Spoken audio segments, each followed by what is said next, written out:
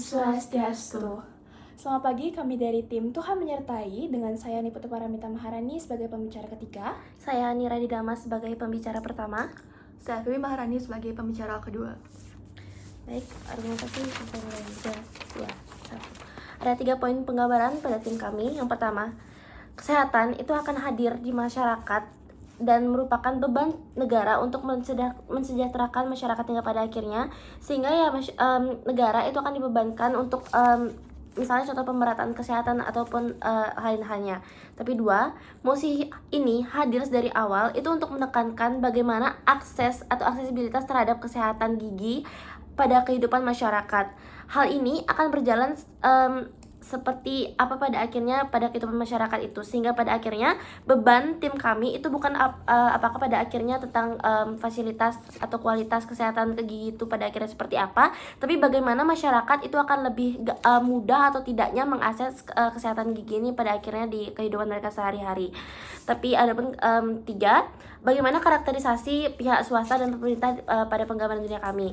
1, karakterisasi swasta, yaitu pihak swasta itu tentunya mereka akan lebih mau untuk mengambil profit atau keuntungan pada akhirnya menguntungkan mereka, karena mereka pastinya akan berpikir tentang bagaimana mereka akan mendapatkan hasil timbal balik dari apa yang mereka keluarkan untuk masyarakat itu pada akhirnya, sehingga yang target mereka itu adalah customer yang kaya misalnya, atau yang loyal kepada mereka, ataupun sehingga pada akhirnya ya customer itu akan repeat datang ke pihak mereka untuk membayar mereka pada akhirnya. Jadi pihak swasta itu nggak punya beban moral untuk membuat klinik di desa contohnya, atau di tempat-tempat terpencil, karena mereka ya pada akhirnya mereka cuma mau tuh keuntungan. Tapi bagaimana karakterisasi pemerintah pada tim kami. 1, pemerintah itu punya beban moral untuk mengedukasi masyarakat mereka contohnya, atau tentang kesehatan mulut atau lain halnya. Kenapa? A, rakyat itu udah bayar pajak. Kalau semisalnya nggak dilakuin, maka pemerintah itu nggak akan dipercaya lagi sama masyarakat, sehingga ya ini akan merugikan pemerintah pada akhirnya. Tapi B, ini akan lebih likely juga, karena secara logika pemerintah pun pasti akan mau buat kebijakan yang mencegah penyakit daripada kalau dibiarin hal itu akan menyebabkan pandemi misalnya, atau virus atau hal lainnya, sehingga hal itu akan berdampak lagi ke pemerintah misalnya, karena ya mereka nggak bisa kerja ataupun lain halnya. Sehingga urgensi pada tim kami itu udah jelas, yang dimana urgensinya yaitu ya pemerataan kesehatan gigi yang ada di status quo itu, apakah di masyarakat itu akan lebih mudah mengakses atau enggak di semua daerah atau daerah desa ataupun kota pada akhirnya. Sehingga apa beban tim kami? 1, seperti apa matriks yang akan terjadi pada sisi pemerintah jika pemerintah yang lebih berwenang kepada akses kesehatan gigi pada akhirnya. A, pemerintah itu mempunyai akses kemana aja tuh, mereka tuh berwenang untuk mengeluarkan kebijakan ataupun legislatif pada akhirnya, sehingga mereka itu akan lebih likely untuk mencapai daerah-daerah pedesaan. Mereka bisa membuat edukasi contohnya di sana, mereka bisa membuka stand klinik untuk kesehatan gigi gratis pada akhirnya, karena mereka punya wewenang dan mereka punya dana untuk hal itu.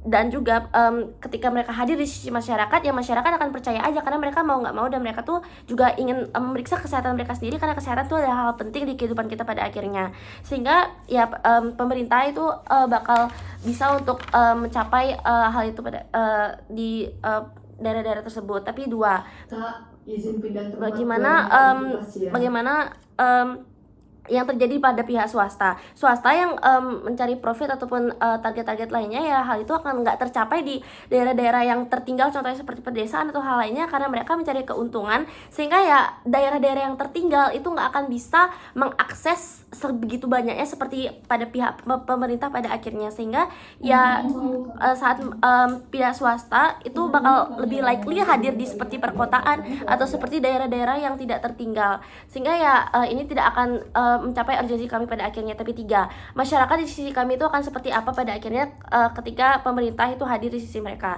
A, masyarakat yang memiliki misalnya keuangan rendah, atau mereka tuh tidak mampu untuk membayar lebih kepada pihak-pihak swasta ataupun hal lainnya, itu bakal lebih bisa mengakses kesehatan gigi pada akhirnya, karena pemerintah itu hadir untuk memberikan hal itu secara gratis, karena pemerintah diberikan beban moral seperti itu. Sehingga masyarakat itu akan karena hak masyarakat untuk mengakses kesehatan itu bakal bisa, dan ya di sisi kami itu mereka akan mengakses dengan mudah sehingga ya, masyarakat itu akan sejahtera pada akhirnya ya, karena pemerintah itu ingin suatu daerah mereka atau lain halnya itu sejahtera pada akhirnya, sehingga bangga menjadi tim Oppo.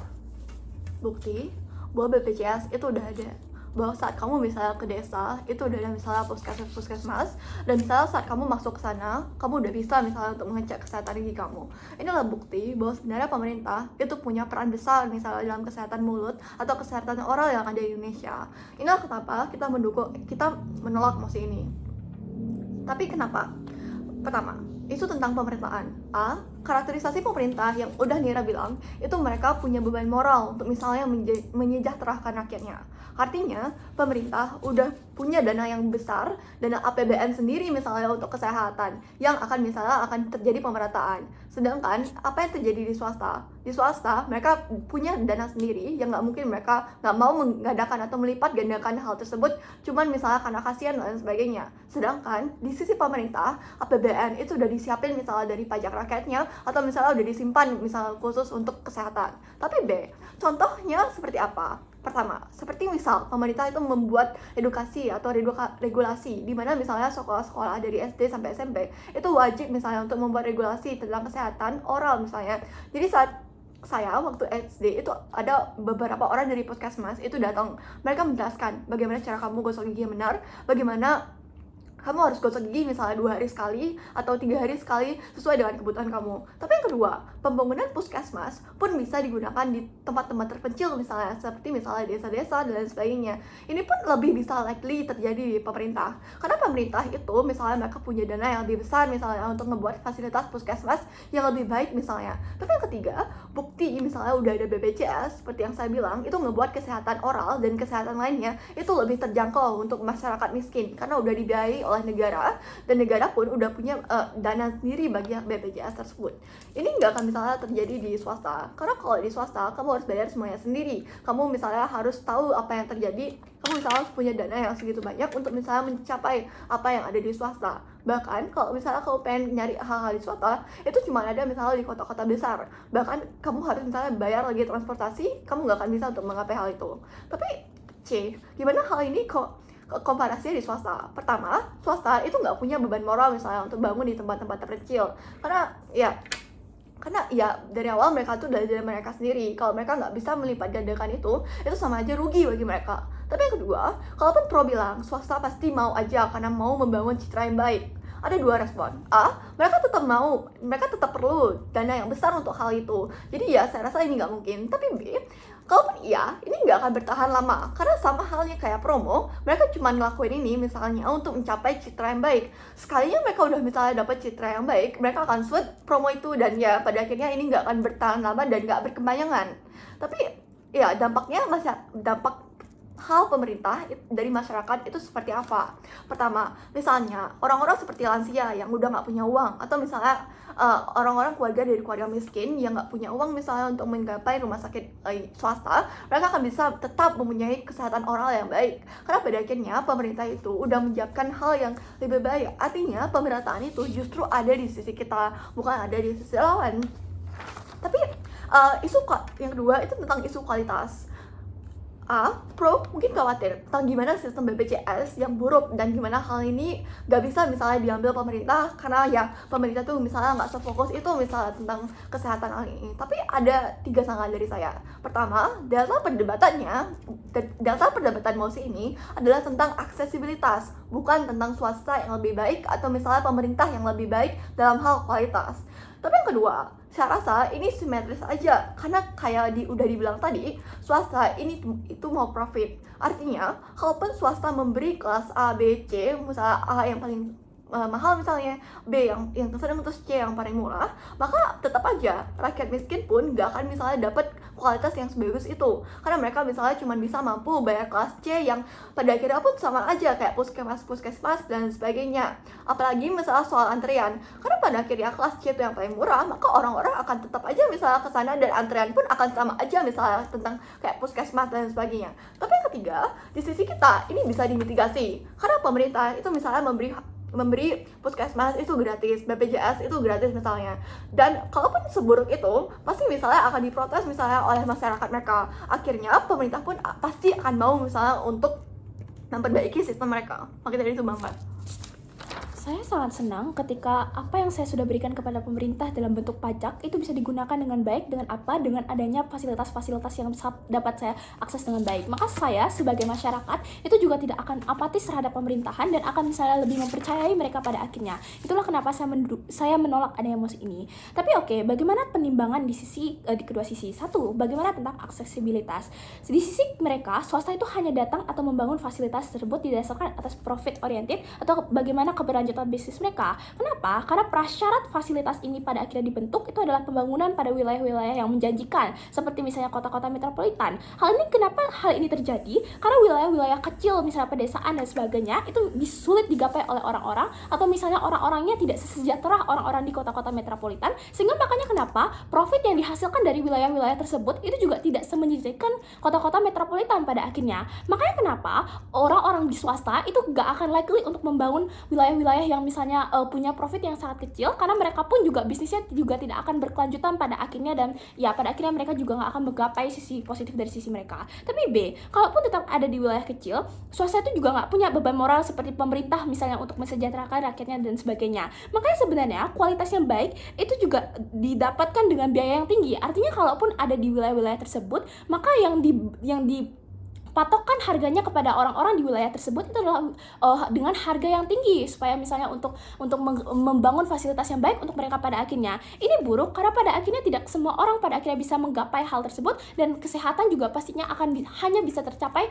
pada orang-orang yang misalnya mampu dan sebagainya. Tapi C, ini adalah alasan kenapa ketimpangan itu akan hadir, karena swasta itu sangat bergantung pada seberapa besar masyarakat mau ngasih uang ke mereka. Artinya ini juga akan hanya terpatok pada satu kaum. Tapi di sisi kita, pengelolaan biaya itu udah diatur. Misalnya seperti yang sudah dibilang, ada APBN dan sebagainya. Artinya sudah ada tupoksi per masing-masing daerah berapa mau ngasih. Artinya juga pemerintah juga udah misalnya untuk melakukan insentif, melakukan pemerataan akses terhadap fasilitas, misalnya di wilayah A harus ada puskesmas 1 dan sebagainya. Makanya kenapa dari segi fasilitas itu akan tetap balance dan gak akan goyah, karena sudah ada biaya yang pasti untuk per masing-masing daerahnya pada akhirnya. Tapi 2, terkait dengan stigma masyarakat terhadap pemerintah. Saya rasa ini juga bukan delta perdebatannya pada akhirnya. Karena apa? Karena masyarakat itu udah nggak punya opsi lain selain misalnya BPJS. Kenapa? Seperti yang saya sudah bilang, swasta itu pasti mematok harga yang sangat tinggi untuk masyarakat, karena mereka butuh hal itu untuk misalnya membangun atau meningkatkan bisnis mereka pada akhirnya. Tapi ini nggak akan bisa tercapai untuk misalnya kaum-kaum yang tidak punya uang dan sebagainya. Makanya kenapa? Kalaupun ada stigma terhadap pemerintah,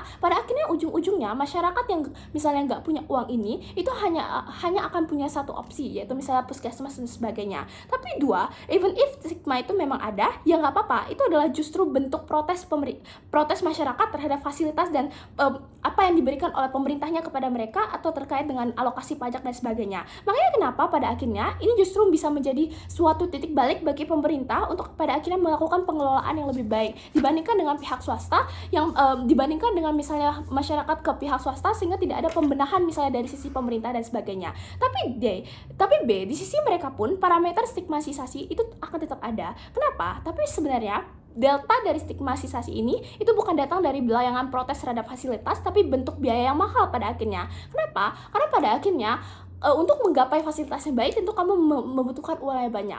Dan pada akhirnya apa yang terjadi adalah orang-orang yang nggak mampu ini, mereka tetap akan menstigmatisasi bahwa klinik A dan klinik A itu sangat mahal, klinik B itu sangat mahal dan sebagainya. Pada akhirnya stigma dari masyarakat itu pasti akan tetap ada. Makanya kenapa even if di sisi kita itu buruk, yang terpenting adalah kasus utama kita itu adalah akses yang masih bisa dicapai oleh semua orang, dibandingkan dengan misalnya pihak swasta yang hanya eksklusif bagi satu kaum dan sebagainya. Artinya sebenarnya mau ada atau tidaknya stigma ini, pada akhirnya yang terpenting adalah apakah masyarakat itu tetap dapat akses terhadap misalnya pelayanan kesehatan dan sebagainya. Tapi bagaimana benefitnya misalnya untuk kedua sisi? Satu, untuk pemerintah ini juga bakal baik. Kenapa? Karena ini akan dianggap sebagai bentuk tanggung jawab pemerintah atas masyarakatnya. Artinya ini juga akan menjadi bentuk pensejahteraan rakyat yang ada di sisi pemerintah, karena ya pada akhirnya ketika misalnya ada edukasi dan sebagainya, artinya masyarakat juga sudah aware terhadap isu kesehatan mereka, artinya tidak akan misalnya ada pembekakan APBN karena kualitas kesehatan yang buruk dan sebagainya, sehingga masyarakat pun pada akhirnya bisa sejahtera secara kesehatan, dan pada akhirnya di sisi kita, aktor masyarakat juga akan mendapatkan hak atas kesehatannya, tidak berdasarkan atas kemampuan mereka, tapi bagaimana memang mereka terlahir untuk misalnya mendapatkan kesejahteraan pada kesehatan pada akhirnya. Dan pada akhirnya juga masyarakat itu akan percaya terhadap pemerintahannya, dan tidak akan apatis pada akhirnya, sehingga saya bangga. Terima kasih.